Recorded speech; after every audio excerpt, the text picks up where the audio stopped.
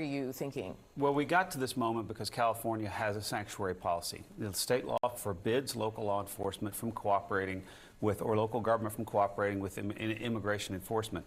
We have immigration laws that govern the entire land, and California is willfully ignoring them. California's left-wing politicians set this up. If California had long been cooperating and helping enforce immigration laws all along the way, this would not be. It's not the whole state. You do know that some of this is jurisdictions. There are certain towns that do. Yeah, but there are certain towns that absolutely have cooperated with federal authorities. Shouldn't they all?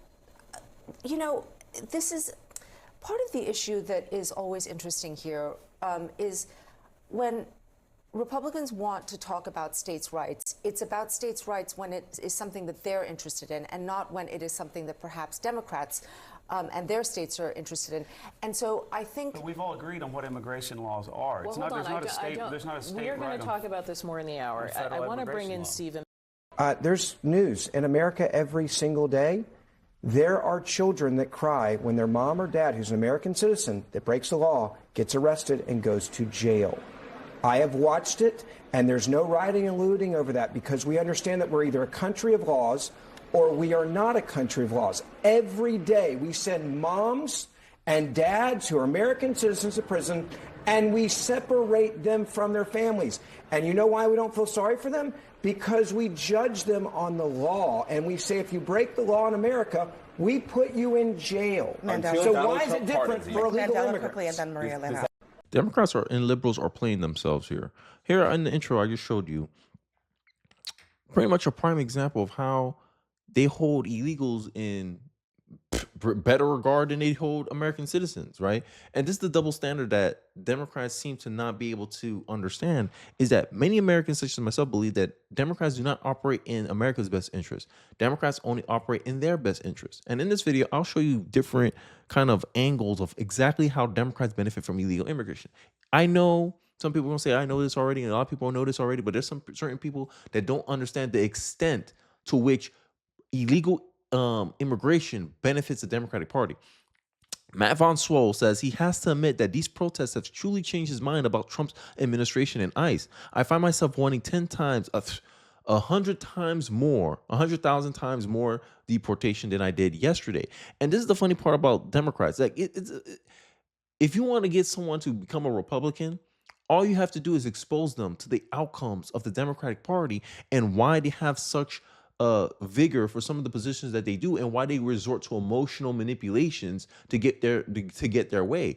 And this is what caused the walkaway movement a long time ago, when people start realizing, damn, a lot of these positions that Democrats take conveniently benefits them from a political standpoint, such as being pro-illegal immigration. Let's take a look. Guys, the news is totally missing the point on these LA raids or blue city immigration raids.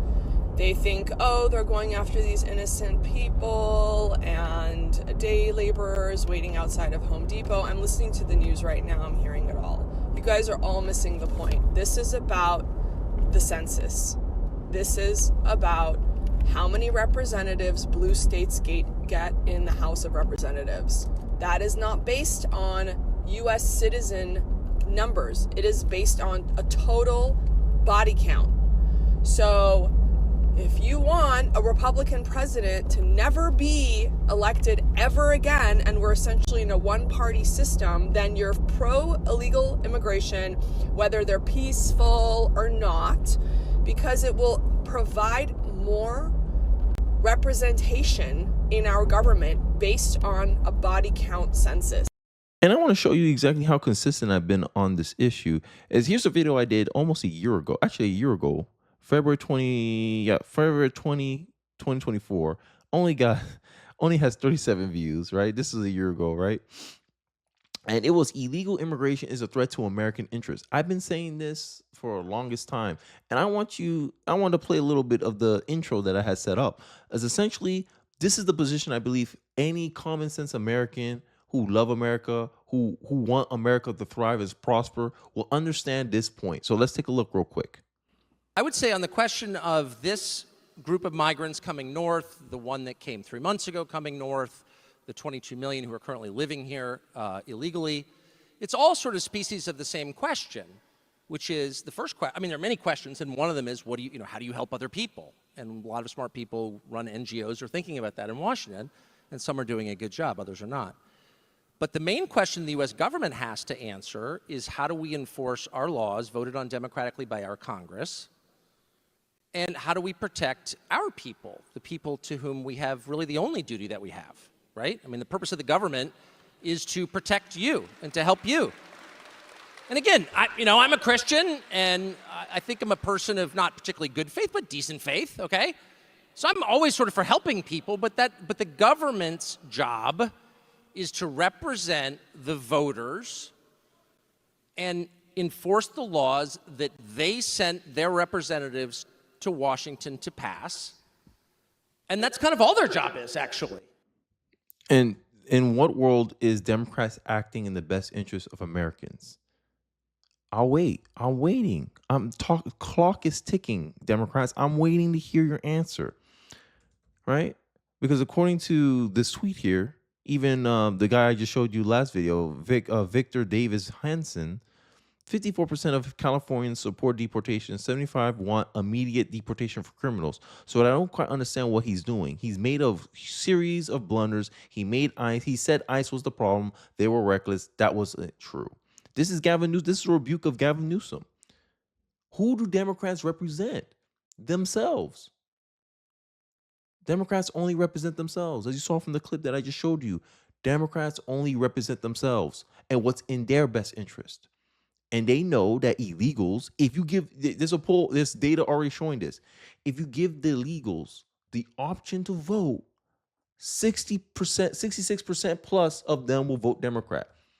You're adding millions more Democratic voters in any given area. And even if illegals can't vote, the fact that all the sanctuary cities are blue states, they're attracting these illegals, increasing their population numbers artificially, and they're being counted towards the census. You're giving more power to bluely Democrat-dominated states. You're giving them more House seats when their politics didn't change because they're importing more population into their states. And this is why Democrats politically are against redoing the census to only count American citizens.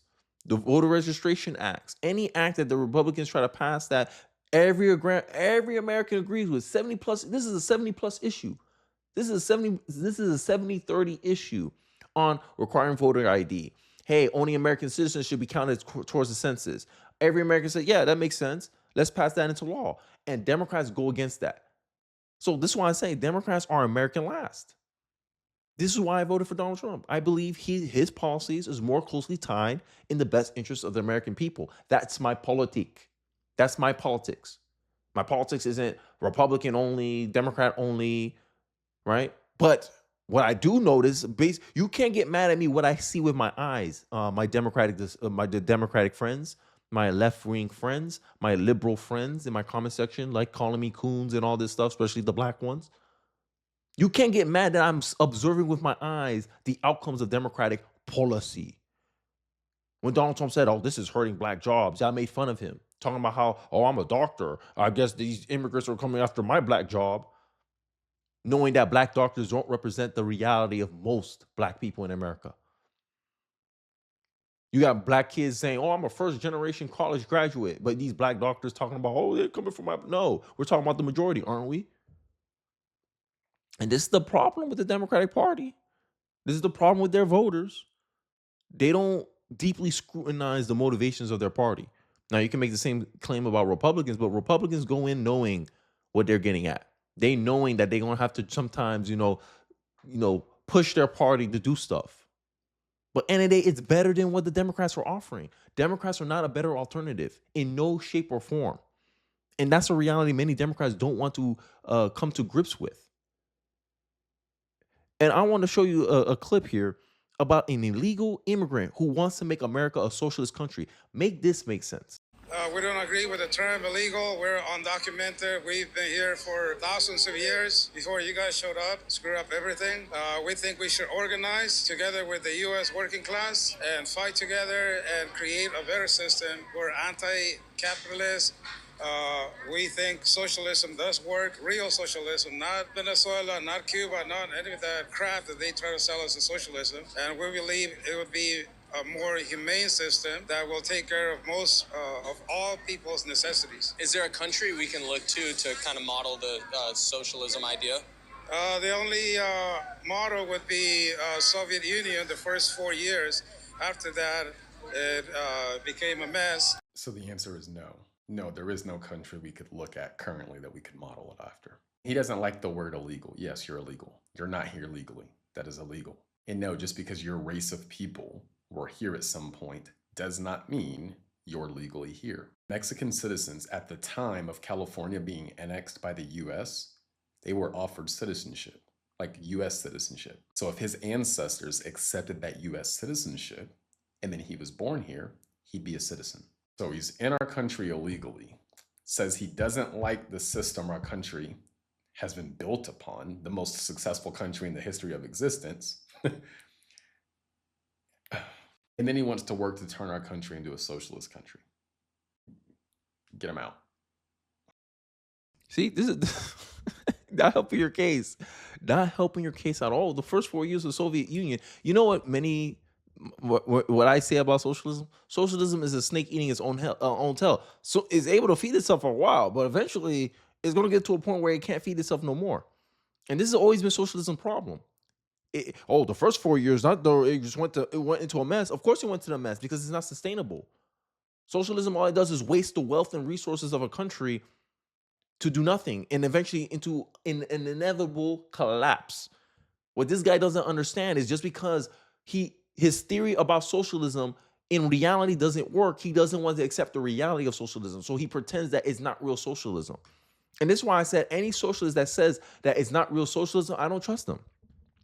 Because in my head, I'm like, you don't think Cuba guy did the whoever, for Castro, I forget their names.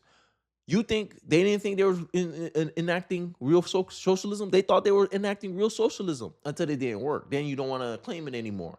And then all the states, all the countries they do want to claim as socialism, like Sweden, Norway, these people who run the country says, no, we're not a socialist country. We're a capitalist country. We just have social programs and policy.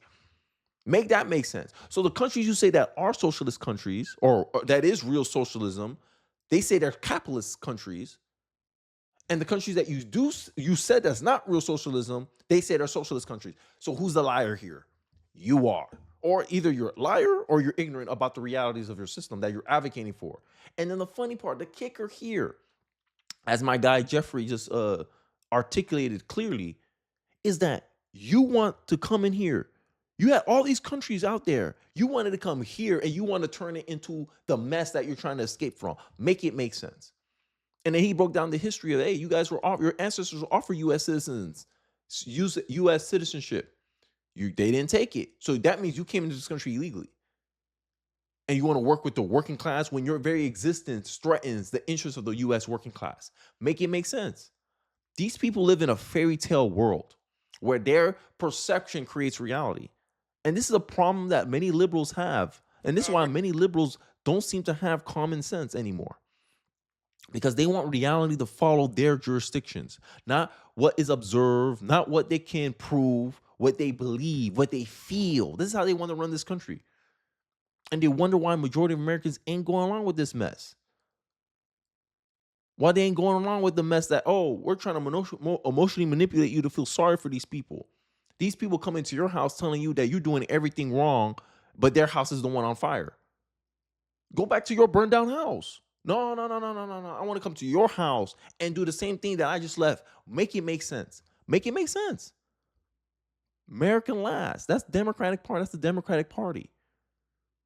This is why they come in here telling you like nonsensical things. It's crazy culturally how the left essentially lost any ability to really defend their ideas. And I want to show you an example. Tim Pool has this culture war debates that he hosts. And here's an example how the Democratic Party and many of the people that support their party, this lady's from Canada, so she don't count, but I'm gonna give you an example of leftists, is that they don't live in reality. Just like the illegal immigrants claiming that he wants to turn America into a socialist system, but can't show any examples of it being fruitful or actually doing the outcomes that he said it does, is the same thing how they argue about gender. These people think their personal beliefs can warp and shape reality. This is why they say the left lacks common sense. Let's get into this cultural debate real quick.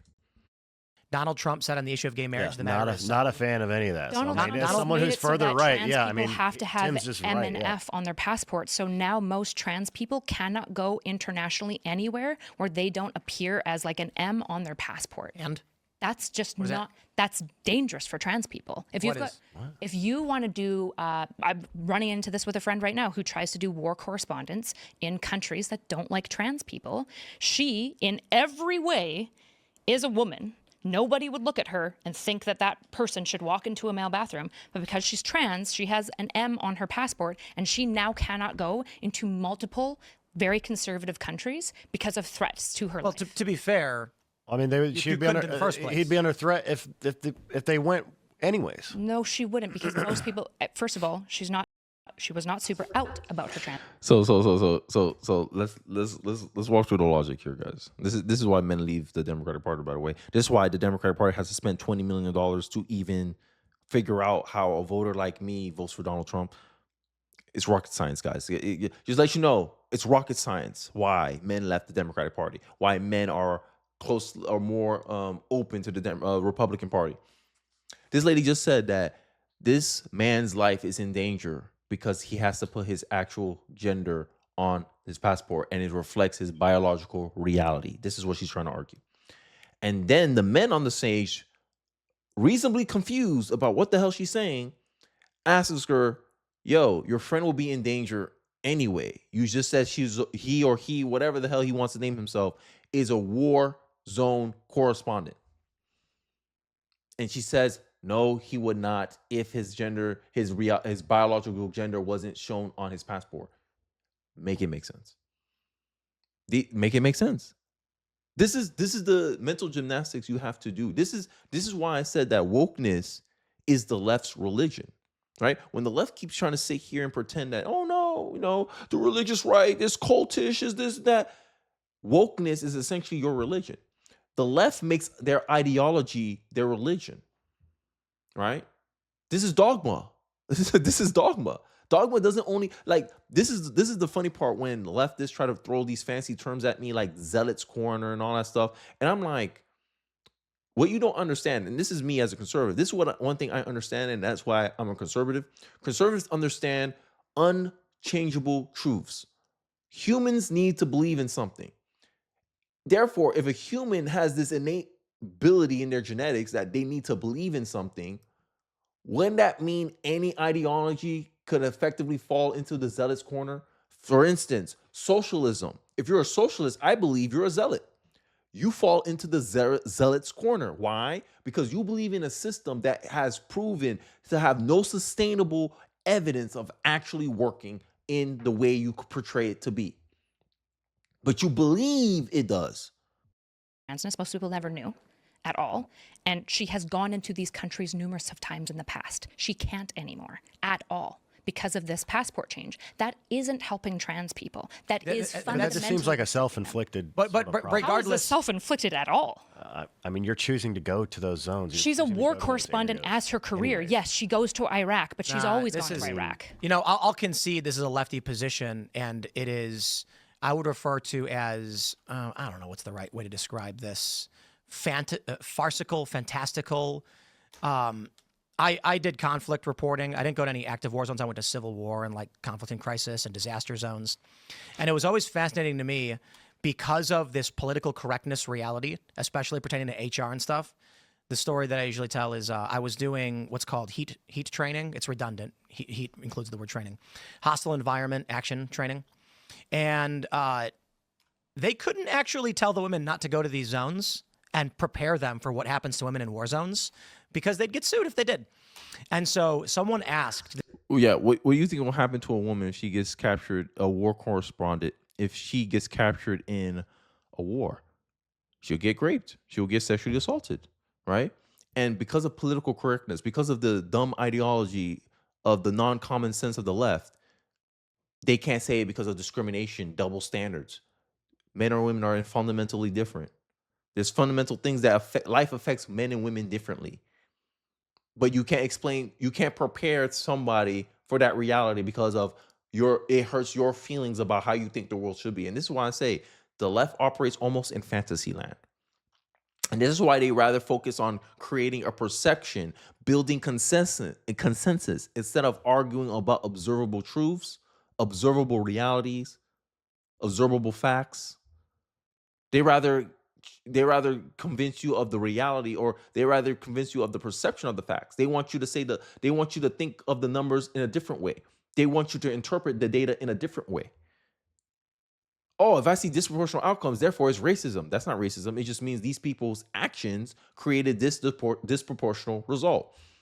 If a group of people disproportionately spends more money than they make and they're disproportionately in debt, it doesn't make debt racist. It just means these people displayed and made decisions that gave them a disproportional result. That's all data proves. Data proves an outcome, not a narrative. But the left wants you to think that data proves a narrative. And this is the problem that many people, such as myself, have with the left, have with Democrats. That all you guys actually care about is just being in control of stuff, having power. That's all y'all really care about. And y'all find any ways to justify it, even if you have to emotionally manipulate people, gaslight people into coming onto your side, because all you really care is about the end goal. The end goal is having power. And you don't care if you have to lie, cheat, misrepresent, right? Manipulate, deceive. This is why I said Democrats, or it stands for D for deception, because these are some deceptive people. Yeah.